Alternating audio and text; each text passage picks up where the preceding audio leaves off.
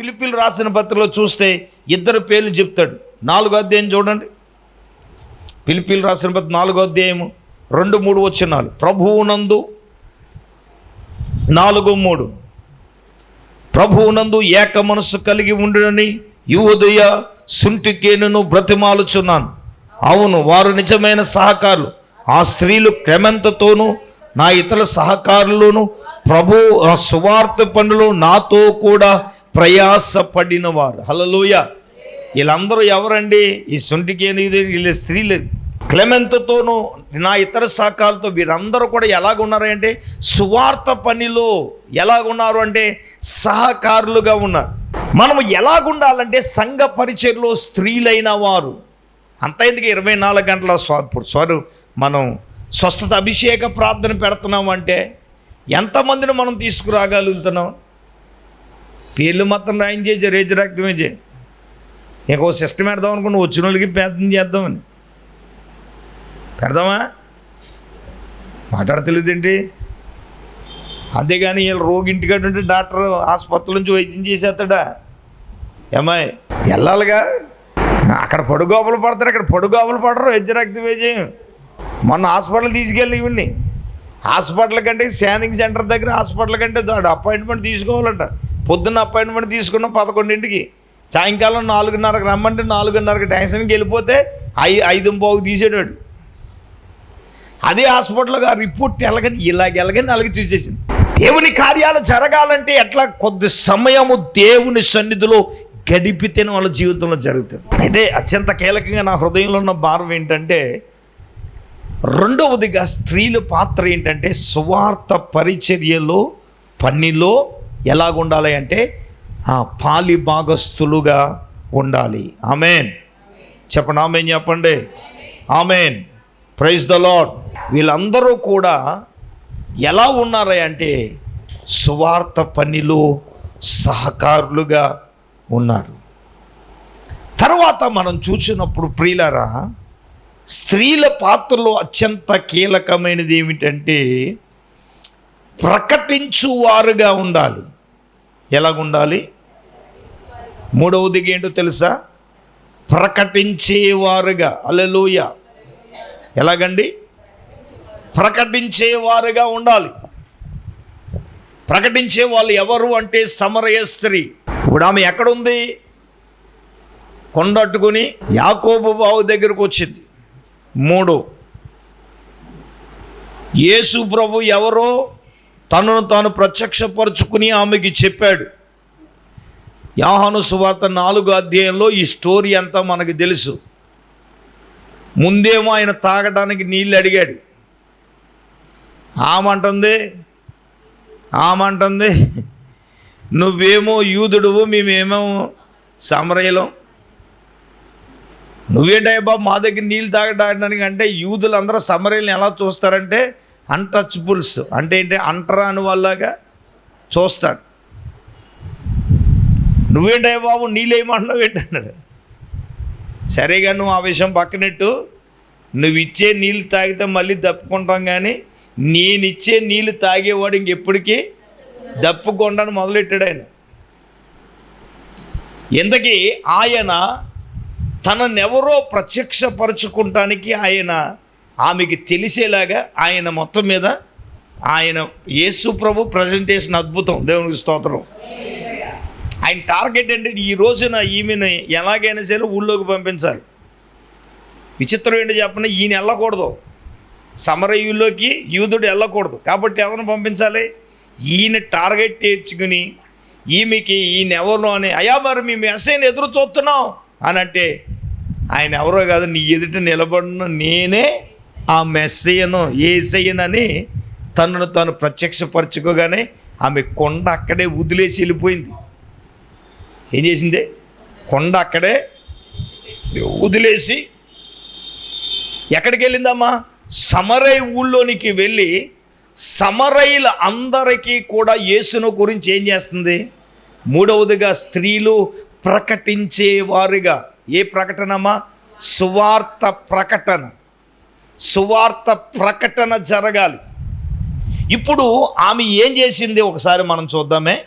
యోహాను సువార్త 4వ అధ్యాయంలో చూడండి, ఒకసారి 28వ వచనం చదువుతారా? ఆ స్త్రీ తన కుండను విడిచిపెట్టి ఊళ్ళోనికి వెళ్ళి, మీరు వచ్చి నేను చేసినవన్నీ నాతో చెప్పిన మనుషుని చూడండి, ఈయన క్రీస్తు కాడని ఊరు వారందరితో చెప్పగా వారు ఊరు నుండి బయలుదేరి ఆయనతోకి వచ్చారు. చప్పట్లు కొట్టండి గట్టిగా. ఎవరండి? ఒక స్త్రీ సమరయ ఊళ్ళోనికి వెళ్ళి సమరయులందరికీ ఏం చేసిందండి? సువార్త ప్రకటన చేసింది. సంఘములో, సమాధ్యములో నేనేమంటానంటే సువార్తీకరణ. సేవకుడు చెప్పడం కాదు, మీరే చెప్పాలా. కొంత విశ్వాసంలో బలపడిన తర్వాత అప్పుడు నాలంటూని తీసుకెళ్తే ఏమండి, మన ఎలీషా గారు బ్రాహ్మణ్ మాస్టర్ గారు ఇల్లు కొన్నారు. మరి ఇల్లు కొనుక్కున్నోడు ఆయన పైన ఆయన చేసుకోవచ్చు కదా. మాస్టర్ గారి ముఖం దిగాలుగా ఉందంట. దిగాలుగా ఉంటే మొత్తం ఈయన దిగాడు ఓ రోజున. ఏంటి అంటే అనగానే పాపం ముందు ఆయన బాధలు చెప్పకపోతే ఈయన చెప్పేసాడు మొత్తం. ఈయన ఎన్ని బాధలు పడ్డాడు, ఏం బాధలు పడ్డాడు అంటే మధ్యలో ఆపేసి ఆయన బాధలని చెప్పాడంట.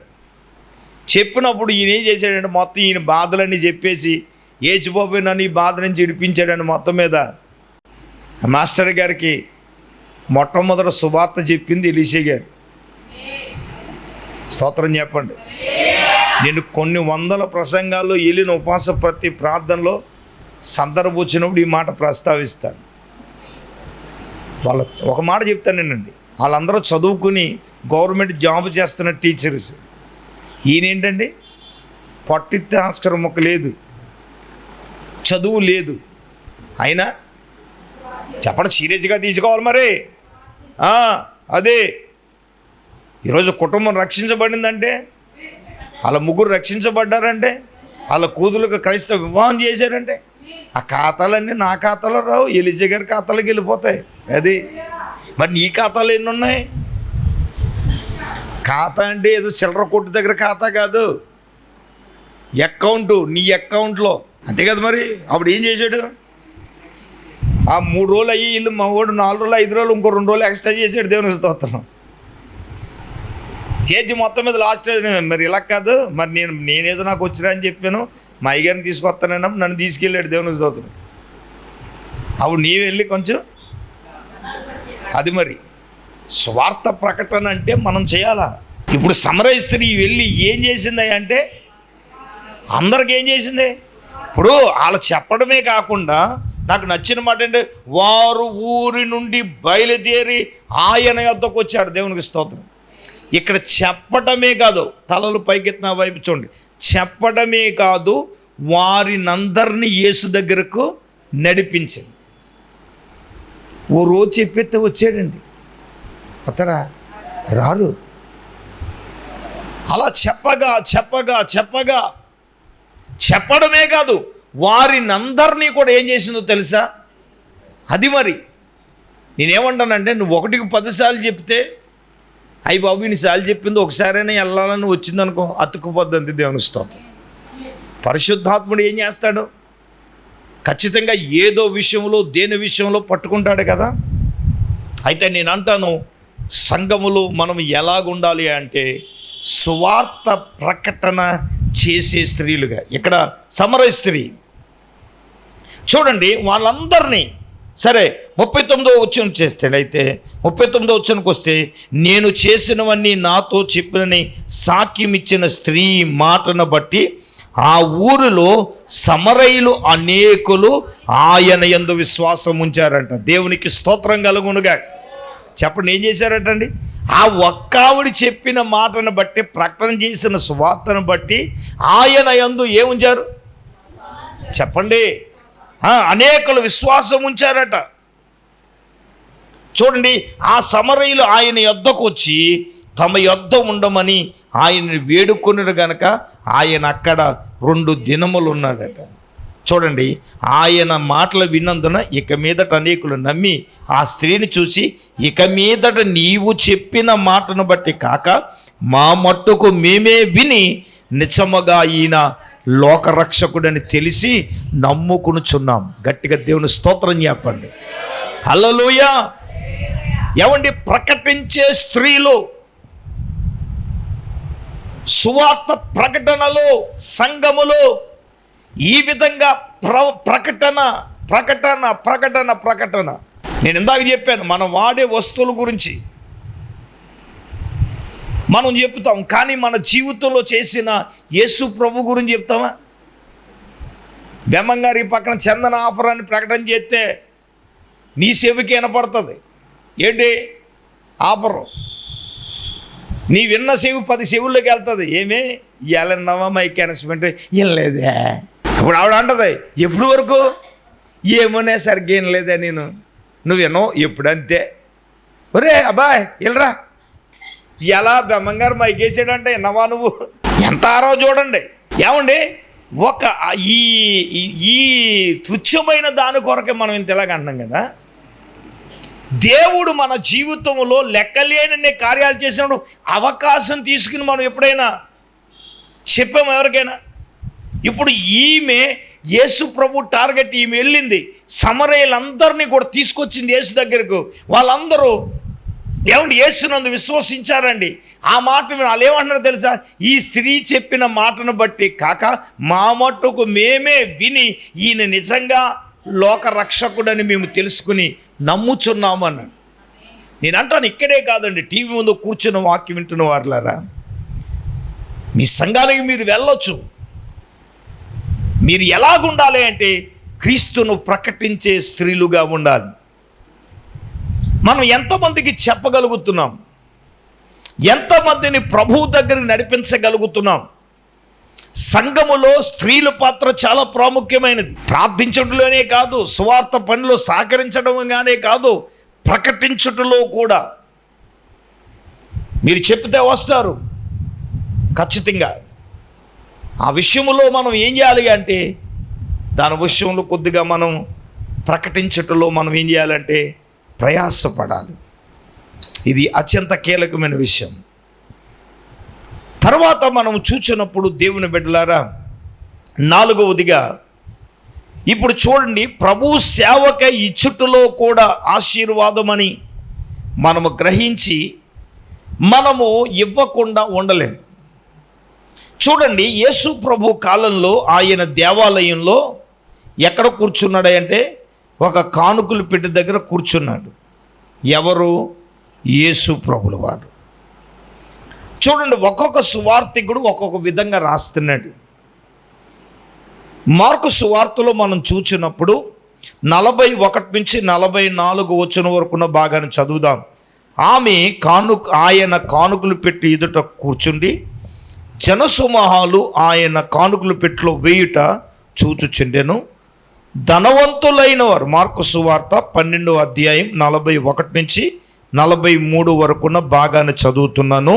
అందులో విశేషంగా సొమ్ము వేయిచుండ్రి. 42వ వచనం చదవండి. ఒక బీద వెధవరాలు వచ్చి 2 కాసులు వేయగా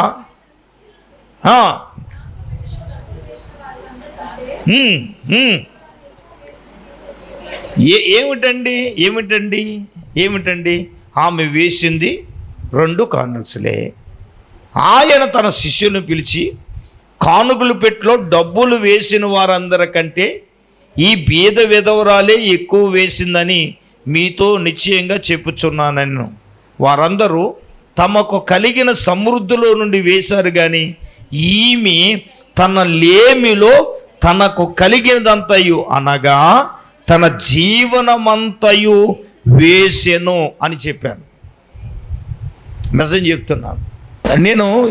ఇందులో మినహాయింపు ఎవరు లేదు, ఎవరికైనా తగిలేచ్చు ఈ వాక్యం. బోధించే మాకు కానీ ఇంటర్నల్ ఎవరే స్త్రీలైనా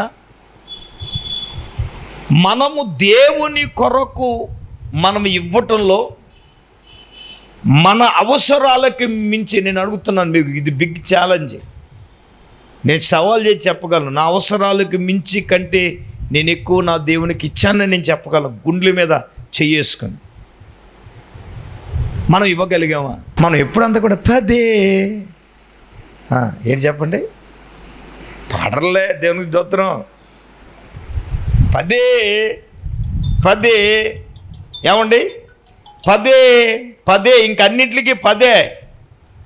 అయ్యా ఇంక అంతకు మించి మన స్థాయి ఎదగదు, ఇంకా మనం ఎదగలేవు. నేను అంటాను ఈ రోజున క్రీస్తు కొరకు త్యాగం అయిపోవడానికి, క్రీస్తు కొరకు ఏదైనా అయిపోవడానికి సిద్ధమే. ఎందుకు చెప్తాను? ఈ రోజున నన్ను భూమి మీద బ్రతికి ప్రాణాలతో బతికి బట్టకెట్టాడు దేవుడు. చెప్పండి, నాకంటే చిన్నోళ్ళు కరోనా వచ్చి చనిపోలేదు చెప్పండి.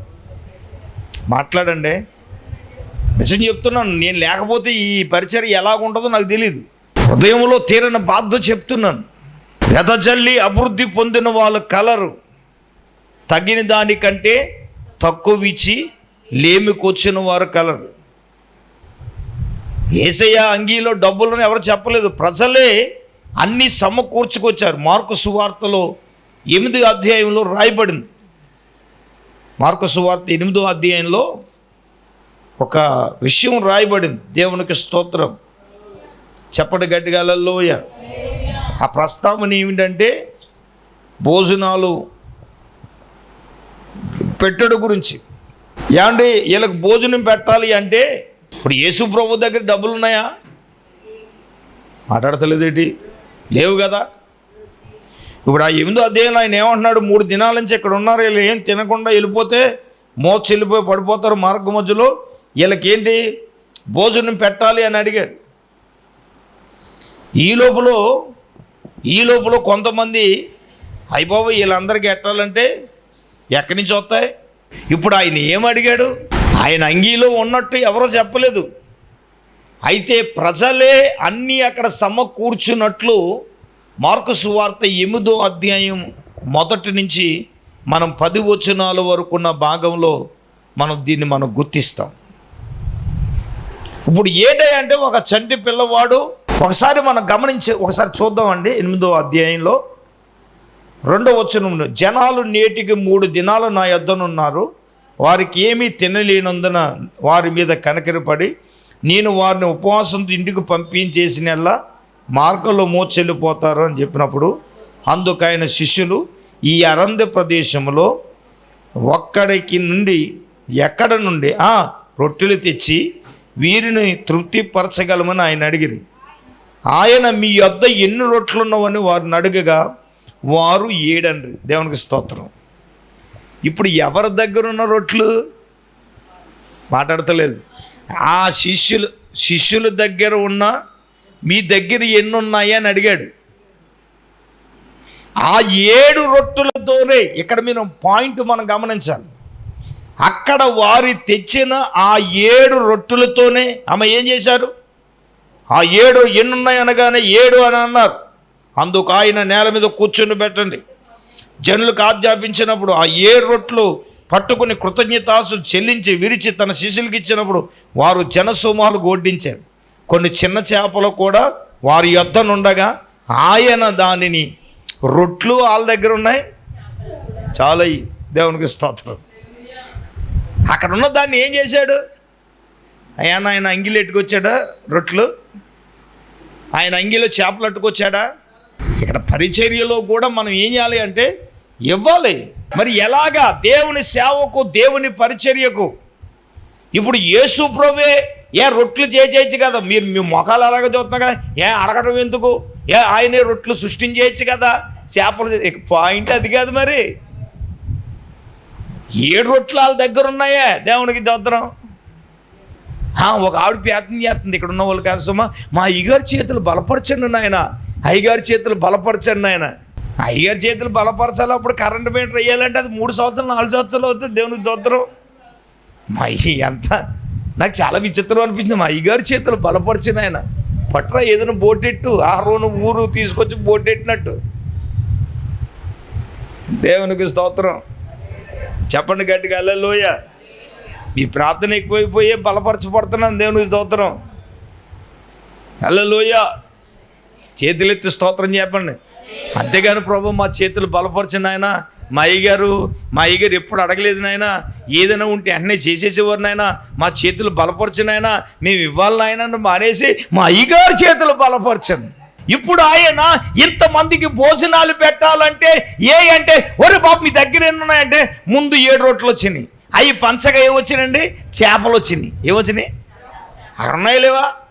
వాళ్ళ దగ్గర ఉన్న కొన్ని చిన్న చేపలు కూడా వారి యొద్దనుండగా అవి ఆయన దగ్గరకు రాగా ఆయనను ఆశీర్వదించి వాటిని వడ్డించి విడిచిపెట్టగా భోజనము చేసి తృప్తి పొందగా మిగిలిన 7 గంపలెత్తి ఆ భోజనం చేసిన వారు ఇంచుమించు 4,000 మంది ఉండరు, వారి వెంట పంపివేశారు. దేవునికి స్తోత్రం కలుగు.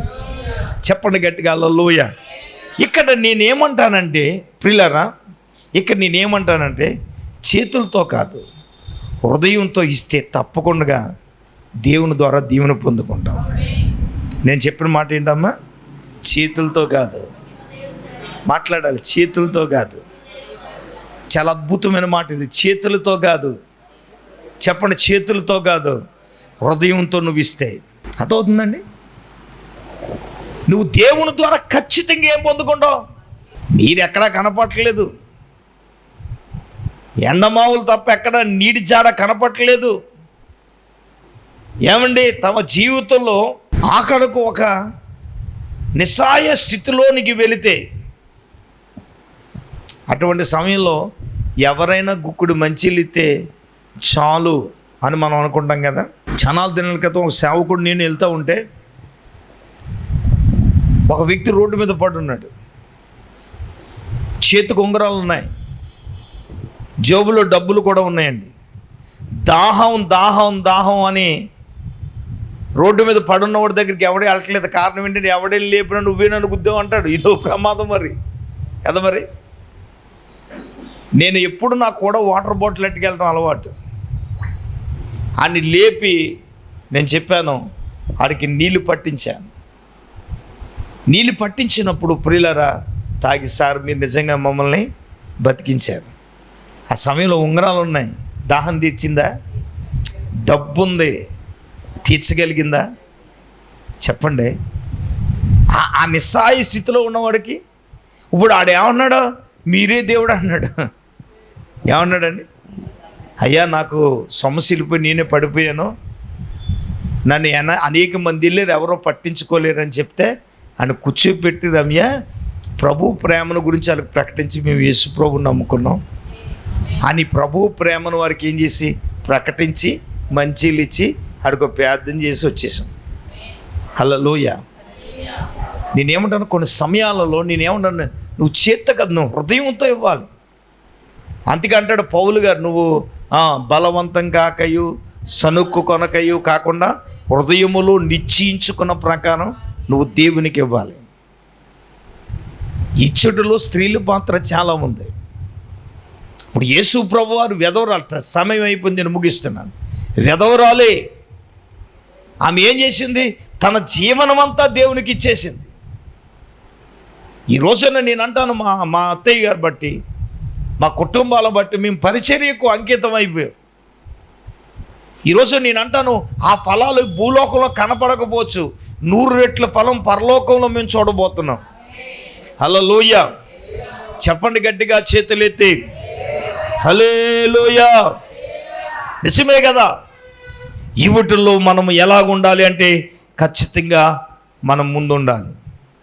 అలా ఉంటే గనక ఖచ్చితంగా ప్రభువు దీవిస్తాడు. కాబట్టి 4 విషయాలు మీ ముందు పెట్టాను. 1, ప్రార్థించే స్త్రీలుగా ఉండాలి. 2, సువార్త పనిలో ప్రయాసపడే స్త్రీలుగా ఉండాలి.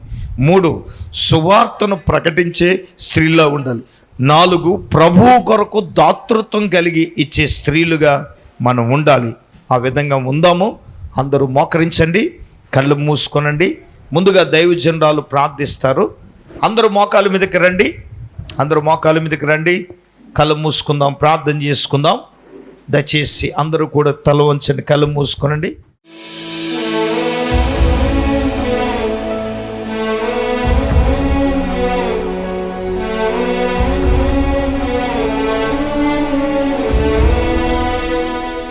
స్తోత్రం స్తోత్రం స్తోత్రం స్తోత్రం స్తోత్రం స్తోత్రం స్తోత్రం. పరిశుద్ధుడైన తండ్రి, మహోన్నతుడా నీకు వందనాలు, స్తోత్రాలు ప్రభా. ఈ రాత్రి నాయనా నీ దాసుని సేవకుని అభిషేకించి ప్రభా నీ వాక్యము ద్వారా మీరు మాతో మాట్లాడారు తండ్రి.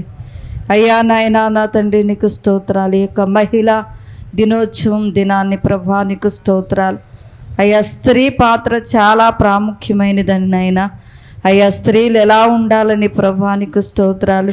అయ్యా ప్రార్థన చేసేవారుగా ఉండాలని, మందిరములో ప్రార్థించేవారుగా, మందిరములోనే కాదు నాయనా ఇంట కూడుకున్నప్పుడు కూడా అయ్యా నాయనా నీకు స్తోత్రాలు తండ్రి. అనేకులతో కలిసి ప్రార్థించేవారుగా ఉండాలని మీరు మాతో మాట్లాడారు తండ్రి.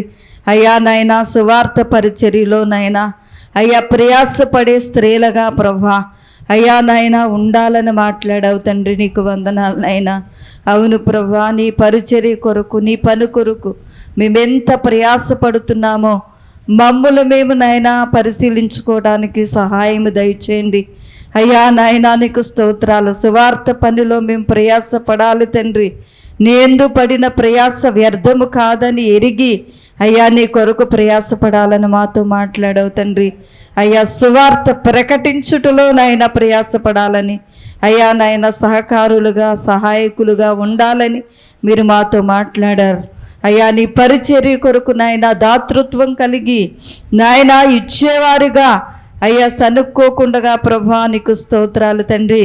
నీ పరిచర్య కొరకు, నీ సువార్త నాయన ప్రకటించటం కొరకు నాయన అయ్యా నా తండ్రి శక్తికి మించి నీకు ఇవ్వాలని మీరు మాతో మాట్లాడారు తండ్రి. ఆ విధువురాలు అయ్యా నాయన తన జీవనమంతయు కూడా ప్రభా నీకు ఇచ్చేసింది నాయన. నీకు వందనాలు ప్రభా. అయ్యా నాయన అటువంటి నాయన నీకు స్తోత్రాల సమర్పణ నాయన అటువంటి నాయన మంచి మనస్సు మీరు మాకు దయచేతండి. నీకు వందనాలు అయ్యా. అటువంటి నాయనా తండ్రి అయ్యా నాయన నీ కొరకు నాయన దైవజనుడితో కలిసి ప్రయాసపడేవారుగా నాయనా ప్రిస్కిల్లా అక్కుల్లాల వలె ప్రభువా అయ్యా నా తండ్రి నీ పరిచర్య కొరకు ప్రయాసపడేవారుగా నాయన సంఘం ఉండటానికి ప్రభా అనేకుల కొరకు నాయన అనేకులకు నీ యొక్క సువార్త చెప్పి నాయన అనేక మందిని నీ మందిరానికి నడిపించడానికి సహాయం దయచేయండి. అటువంటి స్త్రీలుగా అయ్యా నాయన మా సంఘ బిడ్డలందరినీ మార్చి అయ్యా నీ యొక్క ప్రయాసలో నాయన నా తండ్రి సువార్త పరిచర్యలో వాడబడే కృప ప్రతి ఒక్కరికి దయచేసి మీరే నాయన మహిమ పొందని వెత్తబని మాటలు మా హృదయాల్లో నీరు కట్టి ఫలింపు చేయమని యేసయ్య పరిశుద్ధ నామములో ప్రార్థన చేసి అడిగి వేడుకొనుచున్నామా పరమ తండ్రి, ఆమేన్. మన పరమ తండ్రి అయిన దేవుని ప్రేమ, మన ప్రభువును రక్షకుడైన యేసుక్రీస్తు ప్రభుల వారి యొక్క దివ్యమైన కృప, పరిశుద్ధాత్మ దేవుని యొక్క అన్యుల సహవాసం ప్రభు బిడ్లారా ఇక్కడ కూడినలకు సదాకాలము తోడైనుగాక. ఆమేన్, ఆమేన్, ఆమేన్.